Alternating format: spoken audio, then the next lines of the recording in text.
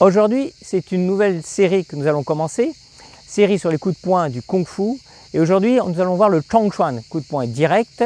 Donc ce coup de poing direct est très intéressant pour les techniques à longue distance, entre autres. Et nous allons voir ça de suite après ça.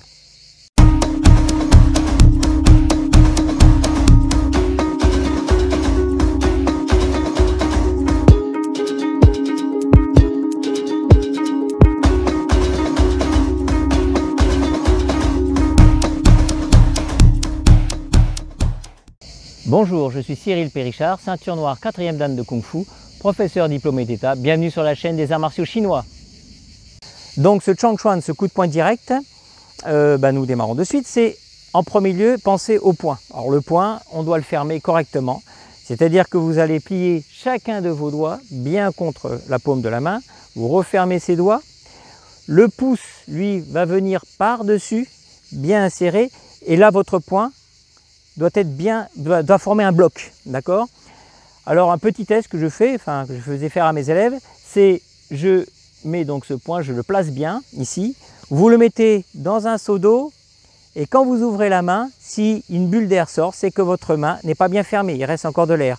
Donc on va essayer de bien fermer ça, il faut que ce poing soit, c'est un bloc d'os, c'est un pavé, très puissant, d'accord? Après, pour ce qui est du placement du poing par rapport à l'avant-bras, il doit être bien droit, bien horizontal. Après, pour les frappes, on va travailler sur ces deux phalanges.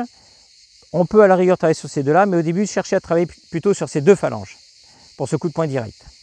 Après, pour ce qui est de la direction maintenant de frappe, c'est un coup de poing donc, qui démarre paume vers le ciel, quand on démarre évidemment des hanches, et qui va arriver paume vers la terre. C'est un coup de poing vrillé, comme ceci.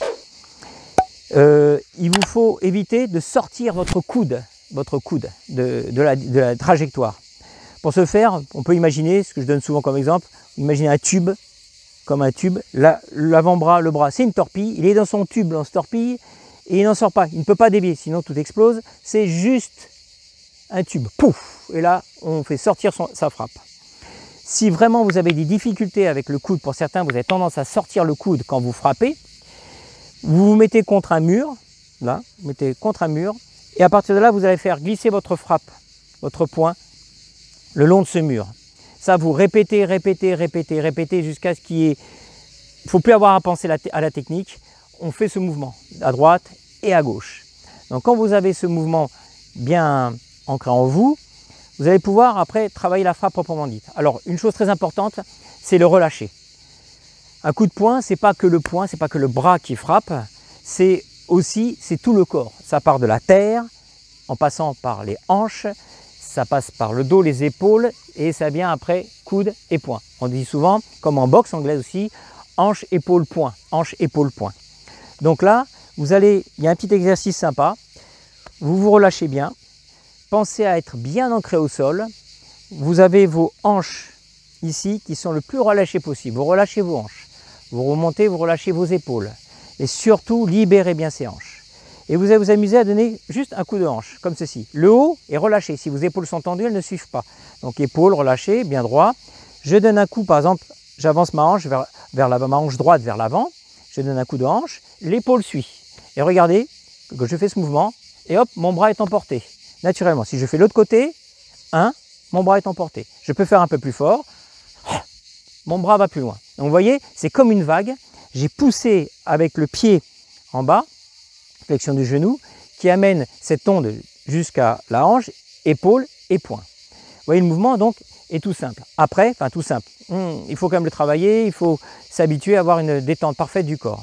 Après, pour ce qui est du poing, quand vous allez le travailler, c'est pareil, votre poing est à la taille, vous allez avoir votre mouvement de hanche ici qui va venir insuffler avec le pied et hanche, donc le mouvement du coup de poing, des épaules et poings, pardon. Et donc d'ici, voyez bien, je vais jeter et frapper. Vous voyez, j'ai ce mouvement-là ici, je jette ma hanche qui balance mon épaule et qui balance mon poing. D'accord? Donc c'est important de trouver cette connexion entre le bas et le haut. Il n'y a pas de coupure, c'est très très important. Après, le mouvement, vous pouvez le faire comme ceci, un point à la taille, l'autre point ici. Important, ne contractez pas, soyez décontractés pour le travail, hein. Ça c'est très important. Ici, je balance ma hanche, je fais doucement au début. On fait ici, regardez, hop, doucement, faites-le avec moi. 1, 3, 4. D'accord? Chose importante, quand vous travaillerez avec un peu plus de puissance, parce que déjà ne soyez pas pressé. Et vraiment essayez d'éviter de brûler des étapes, parce que vous allez prendre des défauts et c'est très dur de revenir en arrière, de défaire ces défauts.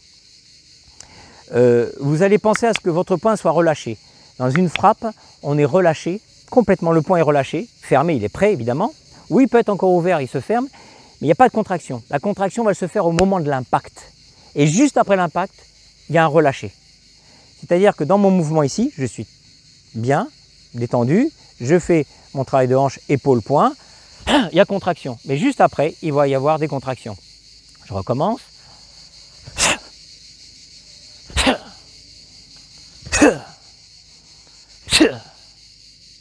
D'accord? Il y a décontraction, contraction, décontraction. Vous remarquerez que pendant ma frappe de poing, j'étais focus, j'étais vraiment concentré sur ma frappe. Vraiment visualisez votre frappe. Ne soyez pas ailleurs quand vous faites votre frappe.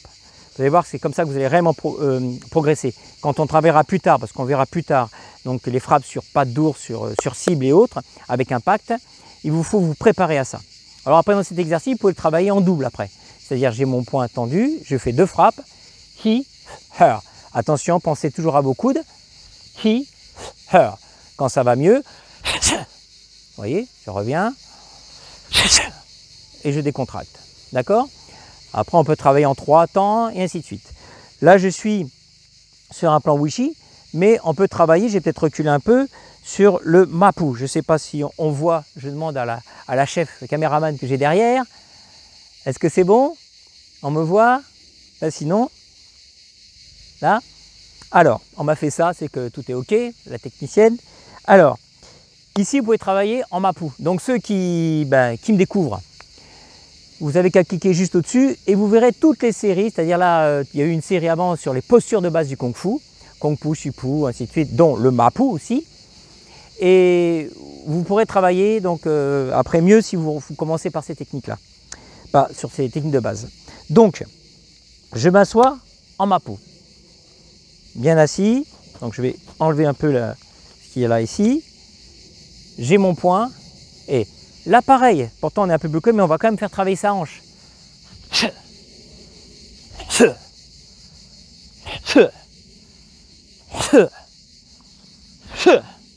voyez, mon Mapu, solide, ancré. Donc quand on peut essayer de travailler aussi comme ça, autant joindre l'utile à l'agréable, parce que vous verrez, on est vraiment bien dans cette posture. Ne vous endormez pas, vous verrez, parce que c'est très très confortable, hein, je peux vous dire. Donc, il y en a une qui rigole derrière, parce qu'elle sait ce que c'est. Donc, votre posture doit être bien ancrée en même temps que vos poings et vos épaules doivent être complètement relâchés. Ça, c'est primordial. Alors après, bon, c'est vrai qu'on peut voir de profil, mais ici, votre poing, vous voyez, votre bras et surtout votre poing, comme je disais, si on me voit, il est sur le même plan. D'accord? C'est-à-dire que vous avez votre mouvement ici. Après, évidemment, là, on le travaille horizontal et après, on verra, ça peut être des frappes qui vont être descendantes, ainsi de suite.